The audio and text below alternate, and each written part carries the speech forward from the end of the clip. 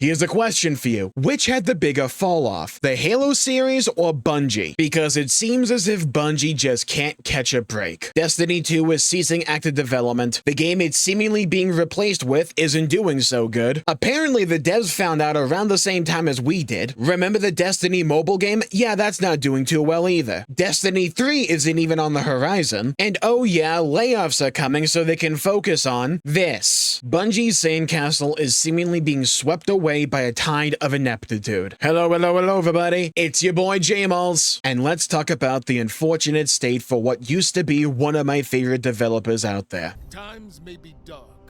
I think it's both easy and hard to wrap your head around just how far Bungie has fallen. They used to be on top of the world, man. Back in the days of Halo, sure, they would run into a bit of controversy every now and then, but it just seemed like no matter what, they could push through. Remember when the biggest sources of controversy surrounding Bungie were the prices of map packs? Remember those days? We didn't know how good we had it. I can only approach the end of Destiny 2's active development from an outsider's perspective. Every time I try to get into Destiny as a franchise, I would always love the gunplay. That's something Bungie always nails, alongside the set pieces and the visual presentation. They were always god tier at this, but I would always bounce off of it for whatever reason. I just never fully grabbed onto the world. And there was one time I truly meant to dive fully into Destiny. You see, I have a buddy and we like to play games every now and then, and we were in between games at the time because we're kind of tired of playing Halo 3 and Halo Reach for the 50,000th time. We wanted something new and something fresh. So I suggested, why don't we try Destiny 2? And it was also at that time I learned of vaulting. So the previous stories of Destiny 2 that made up its like early years and the beginning parts of its story, they just weren't available anymore. You couldn't download them separately. You couldn't do that. You just couldn't play them. And while some people will try to run defense for that, to me, it was inexcusable. And as a couple of people that wanted to get into Destiny 2, that was an immediate put off. We care about story. We care about campaigns. We don't want to be dumped into the middle of a story and go from there. And it was from that moment on, I would never try Destiny 2 again. That's not the main reason Destiny 2 is failing right now. It's just a small slice of the pie. That's just the reason I never got into it. I doubt I'm alone on that one, but there are a lot of people out there that were fully on board with Destiny 2. And I'm sure they could tell you a whole host of reasons as to how we got here. How we could go from the peaks that you see here down to here. And maybe this will be a bit of a hot take, but I don't think we can solely attribute this to Marathon and its development. Sure, they clearly put a lot of resources and time and effort into Marathon, and it's clearly not doing that well. But I don't think that's the only reason. Again, it's a slice of the pie. I just don't think it's the entire pie. There are plenty other studios out there that work on multiple active titles that aren't running into the same issues as Bungie. There's something intrinsic to the development and or their management, probably both. And while I personally haven't been a fan of Bungie since they exited Halo, I think a lot of my issues with modern Halo almost certainly apply to modern Bungie as well. And when we're seemingly on the eve of layoffs at Bungie as well, I think it's only natural for a lot of people to say and ask what went wrong. I think at least when it comes to Marathon, it's trend chasing.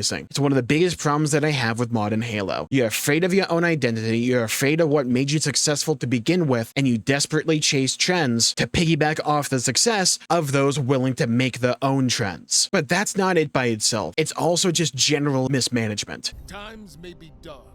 Let's take the mismanagement of Marathon as an example. Not only are you taking a niche FPS series from the 90s, which was one of the core pieces of inspiration for what would become Halo, not only are you dredging that IP up from the murky depths of the 90s, but you're going to change its visual and gameplay identity and turn it into an already niche genre, which is an extraction shooter. That by itself isn't necessarily the issue. The larger issue here is expectations. If you had managed expectations as to the relative success a title like that was going to bring to the table, you budgeted accordingly, I don't think that many people would take issue with it. But you clearly wanted to be on top of the world again with this title. That is the perception that is given off from the marketing. That is the perception that is given off when you kill Destiny 2 not too long after the release of Marathon. Whether or not that is actually the case is irrelevant. It's about perception. You're planting a sunflower and are expecting an apple tree. This was abundantly obvious to anyone with working brain cells before Marathon released. Heck, it was obvious to me when they first announced the thing as an extraction shooter. But not only that, on top of that,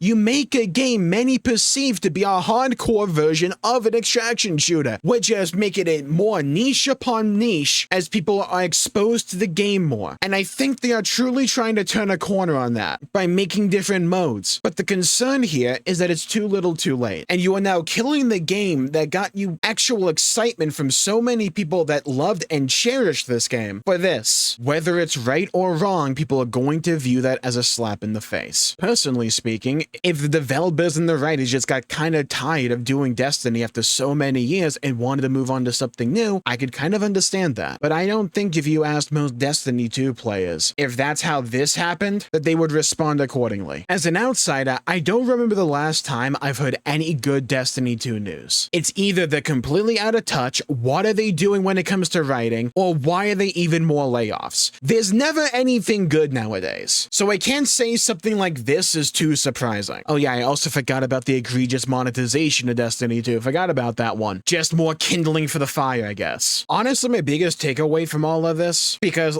let's be honest here, it's not like I have a horse when it comes to Destiny and Marathon success or failure. I don't have a stake in that. My biggest takeaway is that it's such a shame to see what has happened to a studio that was so transformative for my youth. I love Halo, particularly Bungie Halo. And while I never really got into Destiny, I love its concept. And to have these indications that Destiny 3 is not even on the horizon, if Marathon of all things is supposed to be representative of Bungie's future, I'm good, man. I'll stay away. And that's fine. Not every game that comes out needs to appeal to me. But if you want AAA success, you need to appeal to more people than this. Hopefully those new modes for Marathon are good. Again, I can't say I'm overly optimistic, but if they do make a good game, people are going to come. I don't subscribe to the idea that because a few people make some scathing articles or have some rather, let's say, strongly worded tweets about a game, that it's going to fail because of that. If the game is good enough, people will come. I'm just not sure how many people have faith in Bungie right now, especially modern Bungie, to make a game good enough for enough people to come. And by enough, I mean enough for Sony, because they spent a lot of money on acquiring Bungie. At some point, you have to pay the Pied Piper. Times may be dark.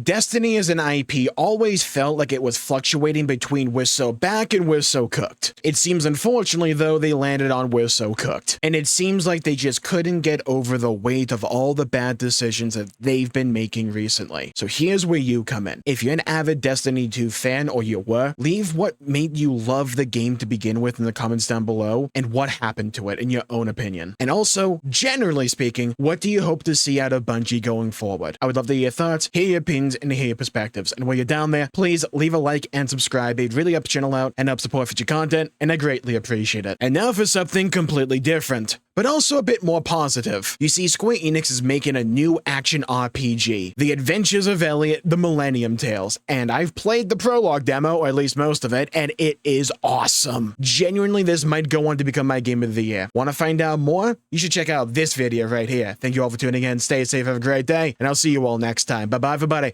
Until we meet again.